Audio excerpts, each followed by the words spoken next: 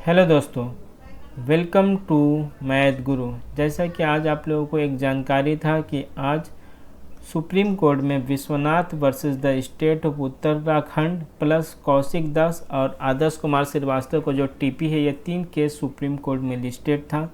सबसे पहले बात करूं मैं Vishwanath versus the state of Uttarakhand. इस केस का कॉज नंबर 12 था, जिसकी पूरी संभावना थी कि आज हमें इस केस का हेयरिंग देखने को मिलेगा, लेकिन अनफॉर्चुनेटली आज हमें जो है इस केस का हेयरिंग देखने को नहीं मिला। काउज नंबर जो है इस केस का नहीं आया था।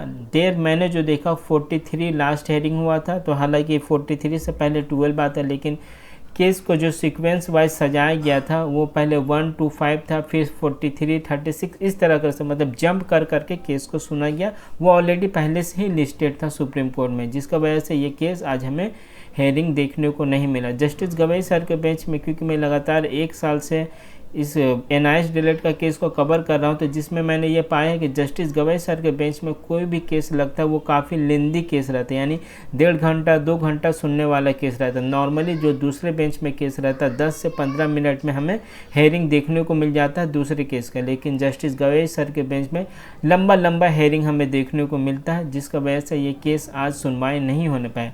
अब प्रॉब्लम ये है कि सपोज अगर ये केस आज सुनवाई हो जाता, आधा अधूरा ही सुनवाई हो, तो पूरा सुनवाई नहीं भी होता, तो नेक्स्ट वीक में ऑर्डर देके केस को लिस्टिंग करा दिया जाता है जज साहब के द्वारा। लेकिन क्योंकि ये केस अब लिस्टे आज हेयरिंग ही नहीं हुआ, तो अब एक कंप्यूटर जनरेटेड डेट देर रात तक हमें देखने को मिलेगा, जिसमें काफ़ी लंबा समय हमें देखने को मिलता है। जब भी कंप्यूटर जनरेटेड डेट किसी भी केस का जनरेट होता, महीना 15 दिन तो मिनिमम लग ही जाता है नेक्स्ट हेयरिंग डेट देखने में।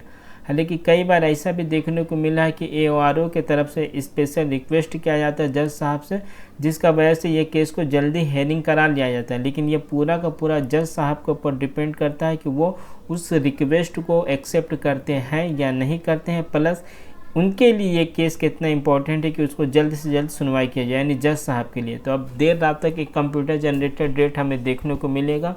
अब देखते हैं कब तक इस केस का हेयरिंग हमें देखने को मिलता है, यानी उत्तराखंड, उत्तर प्रदेश, अब वेस्ट बंगाल का मामला एक बार फिर से हमें झूलता हुआ दिख रहा है। वहीं दूसरी तरफ बात करूँ तो कल एक और केस जो कि Ashutosh Kumar Jha versus the state of Bihar, जो कि एक कंटेम्प्ट ऑफ कोर्ट का मामला है, जिसका काउज नंबर जो है 2 यहाँ पे क्लियर दिखा रहा है। तो ये तो 100% श्योर है कि कल इस केस का हेयरिंग देखने को मिलेगा। हालांकि ये केस BPSC TRA 3.0 से रिलेटेड है, लेकिन आप लोगों को पता है सुप्रीम कोर्ट का जो जजमेंट रहता है वो डायरेक्टली या इनडायरेक्टली सभी राज्य में लागू हो जाता है। तो अगर कल किसी तरीका का कंटेम्प्ट का मामला बिहार सरकार के ऊपर लगाया जाता है, तो इसका सबसे ज़्यादा फ़ायदा मुझे ऐसा लग रहा है कि वेस्ट बंगाल और उत्तराखंड के अभ्यर्थियों को मिलेगा, क्योंकि अभी तक सबसे ज़्यादा परेशानी इन 2 राज्य में ही और इसके अलावा तेलंगाना, ये 3 राज्य में हमें देखने को मिल रहा है।